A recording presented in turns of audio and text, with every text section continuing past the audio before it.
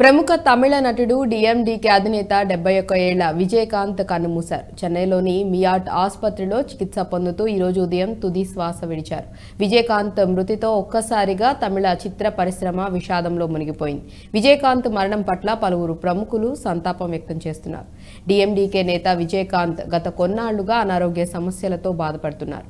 ఎలాంటి బహిరంగ కార్యక్రమాలు, పార్టీ సమావేశాలు వంటి కార్యక్రమాల్లో పాల్గొనకుండా ఇంట్లోనే విశ్రాంతి తీసుకుంటున్నారు. గత నెల 18న జలుబు, దగ్గు, గొంతు నొప్పి కారణంగా విజయకాంత్ వైద్య పరీక్షల నిమిత్తం చెన్నైలోని ఓ ఆసుపత్రిలో చేరారు. ఆయనకు జలుబు, దగ్గు ఎక్కువగా ఉండటంతో పరీక్షించిన వైద్యులు కృత్రిమ శ్వాస అందించారు. ఆ సమయంలో ఆయన ఆరోగ్యం విషమంగా ఉందని వార్తలు చక్కర్లు కొట్టాయి. ఈ క్రమంలో నవంబర్ 23న విజయకాంత్ ఆరోగ్యం మెరుగ్గా ఉందని, వైద్యానికి బాగా సహకరిస్తున్నారని వైద్యులు తెలిపారు.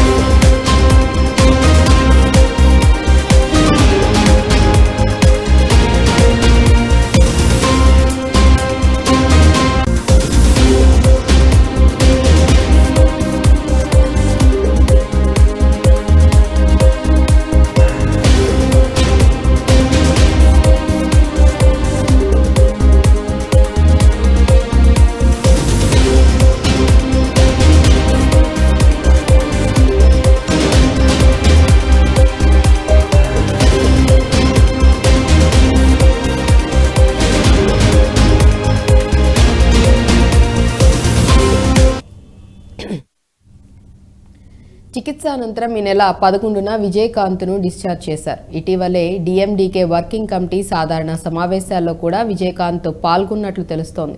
ఈ పరిస్థితుల్లో ఆయన మంగళవారం రాత్రి చికిత్స కోసం మళ్లీ ఆసుపత్రిలో చేరారు. కరోనా సోకినట్లు డిఎండికే ప్రధాన కార్యాలయం ఉదయం ప్రకటన విడుదల చేసింది. ఆ తర్వాత ఆయన మరణించినట్లు ప్రకటించింది.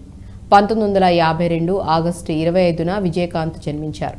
ఆయన అసలు పేరు నారాయణ్ విజయరాజ్ అళగరస్వామి. చిత్ర పరిశ్రమలోకి వెళ్లిన తర్వాత విజయకాంత్గా మారారు. తల్లిదండ్రులు కేఎన్ అళగరస్వామి, ఆండాళ్ అజగర్ స్వామి. విజయకాంత్కు భార్య ప్రేమలత, 2 కుమారులు ఉన్నారు. వారిలో ఒకరైన షణ్ముఖ పాండియన్ సగప్తం, మధుర వీరన్ చిత్రాల్లో నటించారు.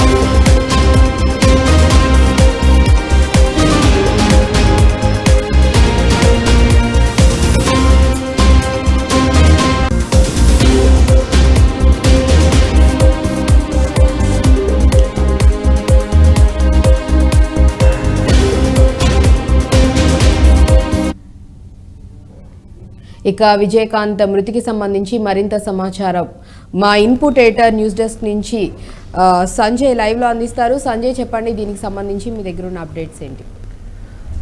అర్చిత, తమిళనాడు సూపర్ స్టార్ విజయకాంత్ తెల్లవారుజామున కన్నుమూచారు. ఆయన డిఎంటికే పార్టీకి సంబంధించిన అధ్యక్షుడిగా కొనసాగుతున్నారు. ఆయన రాజకీయాలకు కొంతకాలం నుంచి దూరంగా ఉంటూ అంటే సినీ రంగానికి కానీ రాజకీయ రంగానికి చాలా దూరం ఉంటుండ ఆయనకు కిడ్నీ వ్యాధితో కొన్ని సంవత్సరాల నుంచి కిడ్నీ వ్యాధితో బాధపడుతున్నారనేసి వైద్యులు అలా కుటుంబ సభ్యులు తెలపడం జరిగింది. ఆయన గత కొన్ని సంవత్సరాల క్రితము కిడ్నీ మార్పిడి కూడా చేయించుకొని ఆయన విశ్రాంతి తీసుకున్నట్లు కుటుంబ సభ్యులు ఇంత ముందుకే చెప్పడం జరిగింది. ఈయన తెల్లవారుజామున చనిపోయినంటే తమిళనాడు సినీ పరిశ్రమ మొత్తం ఈరోజు అంటే సినిమా షూటింగ్లు కావచ్చు, అదేవిధంగా థియేటర్లో సినిమాలు మొత్తం బ్యాన్ చేశారు ఈ ఒక్కరోజు. కానీ ఒకటి విజయకాంత్ చనిపోవడం వల్ల తమిళ చిత్ర పరిశ్రమ దిగ్భ్రాంతికి గురైందని చెప్పుకోవచ్చు. ఆయన మొట్టమొదటి సినిమాగా ఇక్కుమై ఇవై అనే సినిమా ఆయన మొట్టమొదటిగా ఆయన సినీ రంగ ప్రవేశం చేశారు. ఆయన 1952 ఆగస్టు 25 మదురై నగరంలో ఆయన జన్మించారు.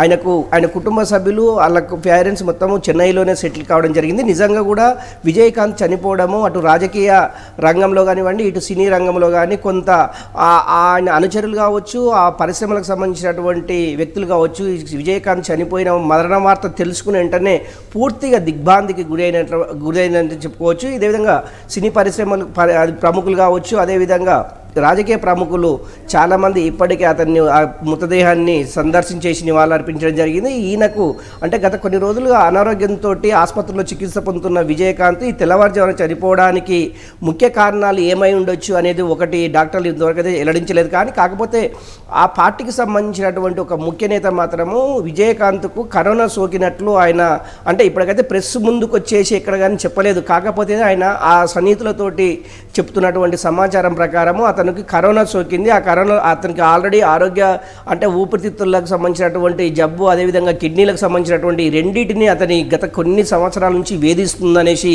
ఆ పార్టీకి సంబంధించినటువంటి ముఖ్య నాయకులు చెప్పడం జరిగింది.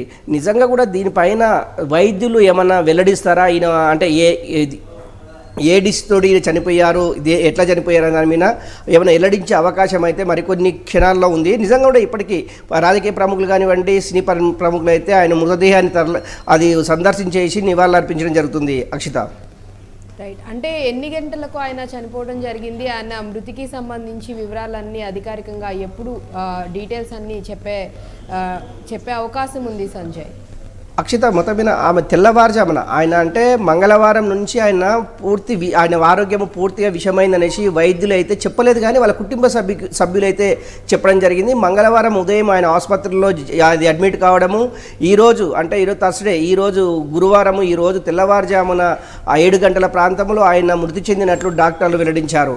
ఆ మృతదేహం నిజంగా కూడా అంటే ఒకటి కొన్ని అనుమానాలు వ్యక్తమవుతుంది. అంటే ఒకటి నిజంగా కూడా కరోనా మళ్ళీ మన ఇండియాకు విజృంభించింది. అదే ఇప్పటికీ మన హైదరాబాద్లో కావచ్చు, కేరళ కావచ్చు, ఆంధ్రప్రదేశ్లో కొంతమంది కరోనాతోటి చనిపోయినట్లు కూడా వైద్యులు ప్రకటించారు. అందులో భాగంగా విజయకాంత్ ఇప్పటికే ఊపిరితిత్తుల వ్యాధితోటి, అదేవిధంగా శ్వాసకోశకు సంబంధించినటువంటి వ్యాధితోటి, అదేవిధంగా కిడ్నీలకు సంబంధించిన వ్యాధితోటి బాధపడుతున్నారు. ఎందుకంటే కరోనా అనేది ఓన్లీ శ్వాసకోశకు సంబంధించింది కనుకనే ఆయన చనిపోయినట్లు, ఈ కరోనా సోకి చనిపోయినట్లు కుటుంబ సభ్యులు కానివ్వండి, పార్టీకి సంబంధించినటువంటి నాయకులు చెప్తున్నారు. కాకపోతే దానికి సంబంధించిన డాక్టర్లు ఇంతవరకు ఇది కరోనా వల్ల జరిగిందా లేకుంటే కిడ్నీ వల్ల జరిగిందా అనేది ఇంతవరకు అయితే వెల్లడించలేదు. దీనిపైన వైద్యులు కానివ్వండి,